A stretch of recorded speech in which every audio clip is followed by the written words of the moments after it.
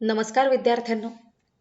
इतिहास लेखन पाश्चात्य परंपरा या इयत्ता 10वीच्या पाठातील MCQ अर्थात वस्तुनिष्ठ प्रश्न यांचा उत्तरांसहित आपण आज अभ्यास करणार आहोत आणि बरोबर काही स्पष्टीकरण सुद्धा त्या प्रश्नांच्या विषयी आपण बघणार आहोत. इतिहासाचे आणि संस्कृत विषयाचे असेच माहितीपूर्ण आणि मनोरंजक व्हिडिओ बघायचे असतील तर या चॅनलला तुम्ही सबस्क्राईब करणार आहात, लाईक करणार आहात व्हिडिओला आणि इतरांना शेअर सुद्धा करणार आहोत. बघूया इतिहास लेखन पाश्चात्य परंपरा याच्यामध्ये कोणकोणते प्रश्न आपल्याला आलेले आहेत. प्रत्येक प्रश्नाचा अभ्यास अत्यंत महत्त्वाचा आहे स्पर्धा परीक्षेच्या दृष्टीने सुद्धा. पहिला प्रश्न आहे, इतिहासाची डॅश मांडणी करणाऱ्या संशोधकाला इतिहासकार असे म्हणले जाते. बघा बरं काय काय पर्याय आपल्या समोर. निश्चयपूर्वक, दृढतापूर्वक, चिकित्सापूर्वक आणि विधीपूर्वक. कशी ही मांडणी करावी लागते? उत्तर आहे चिकित्सापूर्वक.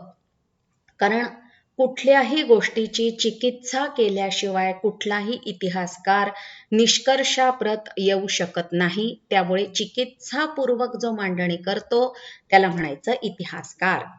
पुढचा प्रश्न बघा, सुमेर साम्राज्यात होऊन गेलेले राजे, त्यांच्यामधील संघर्षाच्या कहाण्या यांची वर्णनं तत्कालीन डॅश जतन केलेली आहेत. कशामध्ये जतन केलेली आहेत ही सगळी वर्णनं? बघूया. शिलालेखांमध्ये आहेत का, भित्तिलेखांमध्ये आहेत, ताम्रपट लेखांमध्ये आहेत का, वृत्तपत्र लेखांमध्ये आहेत? बघूया. काय वाटतं विद्यार्थ्यांनो? याचं उत्तर आहे शिलालेखांमध्ये. कारण त्या काळामध्ये लिखाणाची जी साधनं होती त्यामध्ये फारशी प्रगती झालेली नव्हती. त्यामुळे दगडांवर ही सगळी माहिती कोरलेली आहे आणि आज आपल्या पिढीला त्यामुळे ती समजलेली आहे. पुढचा प्रश्न बघा, खालीलपैकी कोणत्या दोन बाबी इतिहासकाराची लेखनशैली निश्चित करतात? कोणत्या दोन गोष्टी आहेत इतिहासकाराची लेखनशैली निश्चित करण्यासाठी? पहिलं आहे इतिहासकाराचा अक्षर, इतिहासकाराचा वैचारिक दृष्टिकोन, इतिहासकारानं वापरलेला कागद का इतिहासकाराने निवडलेल्या घटना. या 4 पर्यायांपैकी कोणत्या दोन बाबी इतिहासकाराची लेखनशैली निश्चित करतात? विचार केल्यावर आपल्याला लक्षात येईल. बघा मुद्दे दिलेले आहेत. बी आणि सी, ए आणि डी, बी आणि डी आणि ए आणि बी. उत्तर काय आहे? बी आणि डी. बी म्हणजे इतिहासकाराचा वैचारिक दृष्टिकोन आणि इतिहासकारानं निवडलेल्या घटना. म्हणजे बघा विद्यार्थ्यांनो, इतिहासकार जो घटना निवडतो, जी घटना त्यांनी निवडलेली आहे त्या घटनेचा अभ्यास करताना त्यांनी कोणत्या प्रकारे हा विचार केलेला आहे, कोणता वैचारिक दृष्टिकोन त्यांनी अवलंबला, त्यावर इतिहासकाराची लेखनशैली निश्चित होते. बघूया पुढचा प्रश्न. हिस्ट्री अर्थात इतिहास हा कोणत्या भाषेतला आहे? डॅश भाषेतील आहे. हिस्टरी हा शब्द रशियन, पर्शियन, फ्रेंच आणि ग्रीक. विचार करा काय आहे याचं उत्तर. तर हिस्ट्री हा शब्द ग्रीक भाषेतील आहे. हिरोडोटस हा इतिहासकार, त्यांनी द हिस्ट्रीज हा ग्रंथ लिहिला आणि या ग्रंथाच्या शीर्षकासाठी त्यांनी हिस्ट्री हा शब्द पहिल्यांदा वापरला. हिरोडोटस हा ग्रीस देशातला होता म्हणून ग्रीक इतिहासकार त्याला म्हणायचं आणि त्याने हा शब्द ग्रीक भाषेतून पहिल्यांदा वापरला म्हणून हिस्ट्री हा शब्द ग्रीक भाषेतील आहे. बघूया पुढचा प्रश्न. इतिहास लेखनासाठी वापरल्या जाणाऱ्या ऐतिहासिक साधनांची, विशेषतः कागदपत्रांची विश्वासार्हता तपासणे आवश्यक आहे असं मत कोणी मांडलं? म्हणजे इतर जी साधनं असतात त्यापैकी कागद, त्यांची विश्वासार्हता तपासणे आवश्यक आहे हे कोणी मांडलंय? बघा आपल्याला पुस्तकामध्ये अनेक विचारवंत आहेत, अनेक इतिहासकार आहेत. त्यामुळे आपल्याला या इतिहासकारांचं मत, त्यांचे विचार, त्यांची पुस्तकं हे आपल्याला लक्षात ठेवायचं आहे. काळजीपूर्वक पाठ अभ्यासला, वाचला तर आपल्या लक्षात येतं. 4 इतिहासकार तज्ञ तुमच्या समोर आहेत.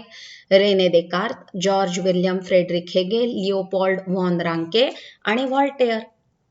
तर कोणी सांगितलंय हे? कागदपत्रांची विश्वासार्हता तपासणं आवश्यक आहे. रेने देकार्त यांनी सांगितलेलं आहे. पुढचा प्रश्न बघा. कितव्या शतकाच्या आधी युरोपमधील विद्यापीठांमध्ये सर्वत्र ईश्वर विषयक चर्चा आणि तत्संबंधीचं तत्वज्ञान याच विषयांना अधिक महत्व दिलं गेलं होतं?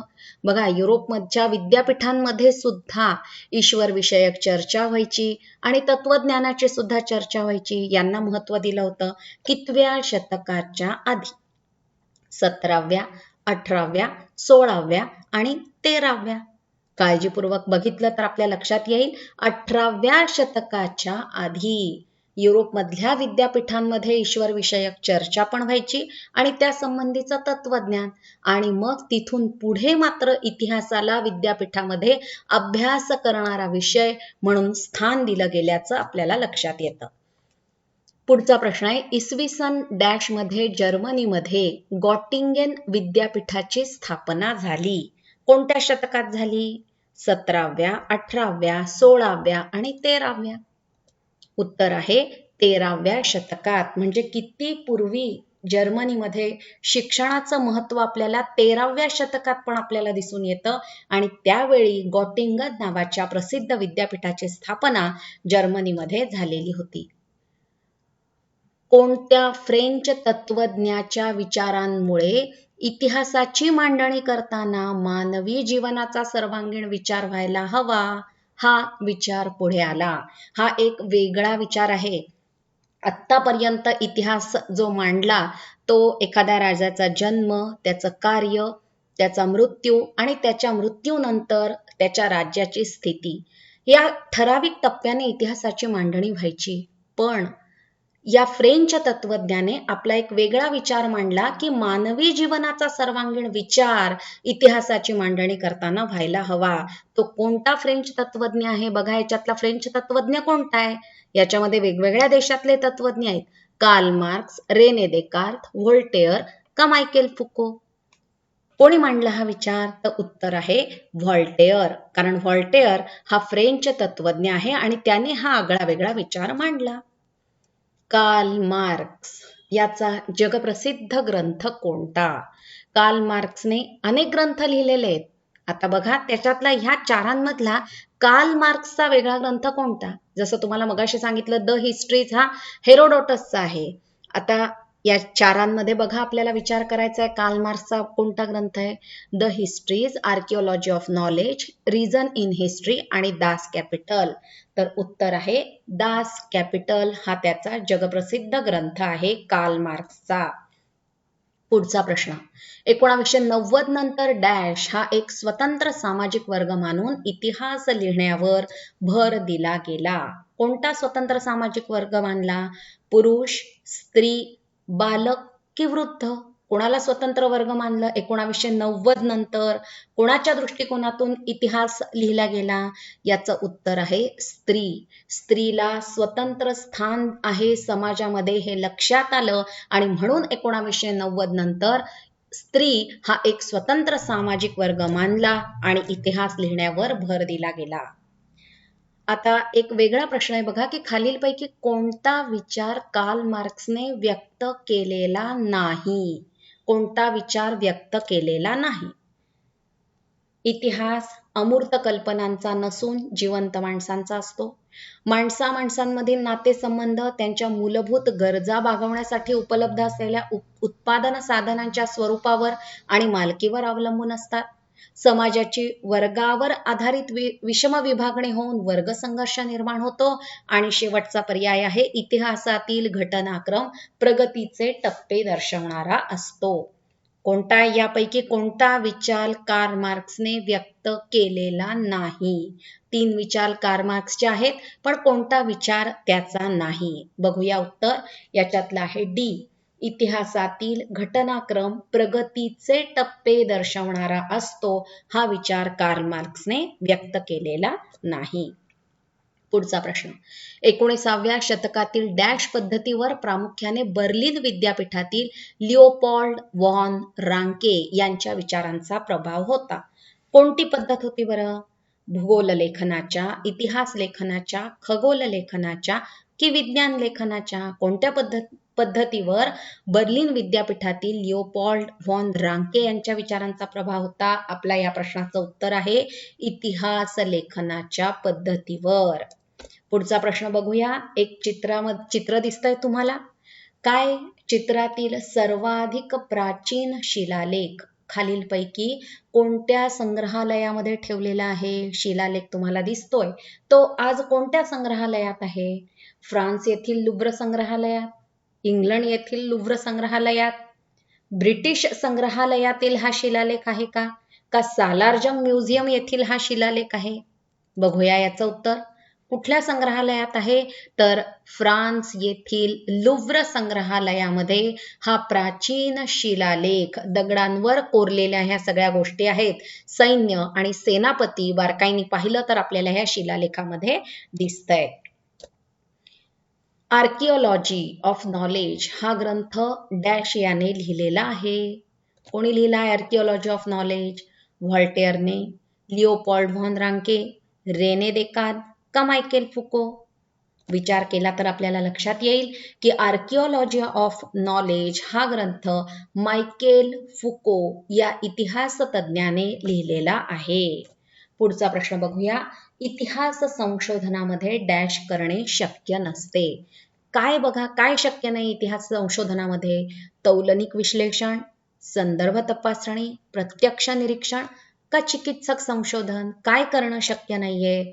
तर इतिहास संशोधनामध्ये प्रत्यक्ष निरीक्षण आपल्याला करता येणं शक्य नाही, कारण इतिहासातल्या घटना जेव्हा घडलेल्या असतात तेव्हा त्या फार पूर्वी घडलेल्या असतात आणि त्या घटना जेव्हा घडल्या तेव्हा त्या प्रत्यक्ष पाहण्यासाठी आपण तिथे स्वतः उपस्थित नसतो. म्हणून इतिहास संशोधनामध्ये प्रत्यक्ष निरीक्षण करणं शक्य नसतं. Next question. वैज्ञानिक ज्ञान शाखांमध्ये उपलब्ध ज्ञानाची सत्यता पडताळून पाहण्यासाठी डॅश पद्धती आणि प्रत्यक्ष निरीक्षण यांचा अवलंब केला जातो. वैज्ञानिक ज्ञान शाखांमध्ये कोणत्या पद्धती अवलंबल्या जातात? एक आहे प्रत्यक्ष निरीक्षण, तर दुसरी कोणती? कथन का कथाकथन का प्रायोगिक पद्धत का नाट्यीकरण पद्धत? वैज्ञानिक ज्ञान शाखा बघा कोणती पद्धत अवलंबली जाते सायन्स शाखांमध्ये? तर आपलं उत्तर आहे प्रायोगिक. प्रयोग केला जातो. प्रयोग करताना प्रत्यक्ष निरीक्षण केलं जातं, अनुमान केलं जातं, त्याचं स्पष्टीकरण पाहिलं जातं आणि मग एखादा निष्कर्ष काढला जातो. आणि म्हणून वैज्ञानिक ज्ञान शाखांमध्ये प्रायोगिक पद्धती आणि प्रत्यक्ष निरीक्षण, ऑब्झर्वेशन आणि प्रॅक्टिकल यांचा अवलंब केला जातो. बघूया पुढचा प्रश्न. ऐतिहासिक घटनांच्या लिखित नोंदी करण्याच्या परंपरेची सुरुवात मेसोपोटेमियामधील डॅश संस्कृतीत झाली. लिखित नोंदी कधी सुरू झाली? बघा, सुमेर, हडप्पा, चीन आणि अरब संस्कृती. कोणत्या संस्कृतीत झाली? लिखित नोंदी इतिहासातल्या. कुठे वाटायला लागलं की आता आपला इतिहास लिहून ठेवला पाहिजे? ही परंपरा सुमेर संस्कृतीमध्ये झाली. मेसोपोटेमियामधील सुमेर या शहरामध्ये ही संस्कृती सुरू झाली. चित्रामध्ये एक विचारवंत दिसतोय. हा जो विचारवंत आहे तो कोणत्या देशातील आहे? विचार करायचा आहे. इंग्लंड, फ्रान्स, रशिया की अमेरिका? कोणत्या देशातला हा विचारवंत आहे? आणि आपल्या प्रश्नाचं उत्तर आहे फ्रान्स. चित्रातील विचारवंत फ्रान्स या देशामधला आहे. बघा, बऱ्याचदा असे प्रश्न येतात, विचारवंत ओळखायचा आणि तो कोणत्या देशातला आहे? डॅश याने इतिहास संशोधनाची चिकित्सक पद्धती कशी असावी हे सांगितले. आपण एका पूर्वीच्या प्रश्नात पाहिलं की इतिहासकाराला चिकित्सक पद्धती अवलंबावी लागते. मग आता ही पद्धती कशी असावी? कोणी सांगितलं? लिओपॉल्ड रांके, हेगेल, व्हॉल्टेअर की रेने देकार्द? आपल्या प्रश्नाचं उत्तर आहे लिओपॉल्ड रांके याने इतिहास संशोधनाची चिकित्सक पद्धती नेमकी कशी असावी हे सांगितलं लिओपॉल्ड व्हॉन रांके याने. ॲनल्स प्रणाली, एक आगळी वेगळी ॲनल्स प्रणाली, ती सुरू करण्याचे आणि तिचा विकास करण्याचे श्रेय डॅश इतिहासकारांना जाते. ॲनल्स प्रणाली कोणत्या देशातील इतिहासकारांनी सुरू केली? जर्मन, भारतीय, ब्रिटिश का फ्रेंच इतिहासकार? आपलं उत्तर आहे फ्रेंच इतिहासकार यांनी ॲनल्स प्रणाली सुरू केली. पुढचा प्रश्न आहे की डॅश या फ्रेंच विदुषीने स्त्रीवादाची भूमिका सिद्ध केली. फ्रेंच विदुषी. स्त्रीवादाची नेमकी भूमिका, मूलभूत भूमिका काय आहे? विदुषी म्हणजे विद्वान. कोणतीही विद्वान स्त्री होती फ्रान्समधली? बघूया. पंडिता रमाबाई, सीमा द बोव्हा, ताराबाई शिंदे किंवा शर्मिला रेगे. या 4 पर्यायांपैकी आपलं उत्तर आहे सीमा द बोव्हा या फ्रेंच विदुषीने, या विद्वान स्त्रीने स्त्रीवादाची नेमकी भूमिका सिद्ध केली. पुढे बघूया. सन 1737 मध्ये जर्मनीमधील डॅश विद्यापीठात प्रथमच इतिहास या विषयाला स्वतंत्र स्थान प्राप्त झाले. पूर्वी आपण पाहिलं की ईश्वर विषयक तत्वज्ञान वगैरे ह्या गोष्टींना महत्व होतं. मग 1737 मध्ये जर्मनीमध्ये असं कोणतं विद्यापीठ आहे की जिथे इतिहास, हिस्ट्री या विषयाला अभ्यासासाठी एक स्वतंत्र स्थान दिलं गेलं? कोणतं विद्यापीठ आहे जर्मनीतलं? ऑक्सफर्ड, केम्ब्रिज, हॉवर्ड का गॉटिंगन? बघा, आपलं उत्तर आहे गॉटिंगन. याचं उत्तर आपल्याला आहे गॉटिंगन या विद्यापीठामध्ये सुरू झालं. पुढे बघा. डॅश याने मनोविकृती, वैद्यकशास्त्र, तुरुंग व्यवस्था या विषयांचा इतिहासाच्या दृष्टिकोनातून विचार केला. बघा, मनोविकृती, मनाशी निगडीत, माणसाच्या मनाशी निगडीत, वैद्यकशास्त्र आणि तुरुंग व्यवस्था ह्या तिन्ही गोष्टी किती वेगळ्या आहेत. या विषयांचा इतिहासाच्या दृष्टिकोनातून विचार कोणी बरं केला?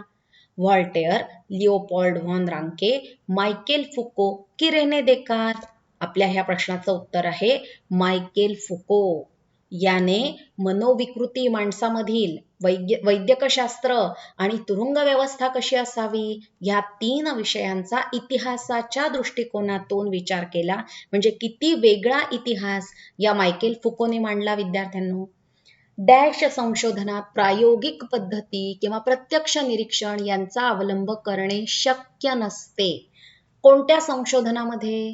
गणित, विज्ञान, भूगोल आणि इतिहास. आपण मागच्या प्रश्नांमध्ये पण बघितलेलं आहे, तुम्हाला अंदाज आलाच असेल उत्तराचा.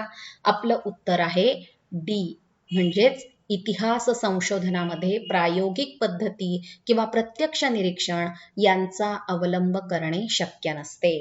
चला तर मग विद्यार्थ्यांनो, आज या पाठाच्या या MCQs वस्तुनिष्ठ प्रश्नांचा अभ्यास आज आपण इथेच थांबवत आहोत. माझ्या या चॅनलला तुम्ही सबस्क्राईब करा. व्हिडिओ कसा वाटला हे कमेंट बॉक्समध्ये जरूर लिहा. भेटूया लवकरच एक नवीन व्हिडिओ घेऊन. तोपर्यंत धन्यवाद.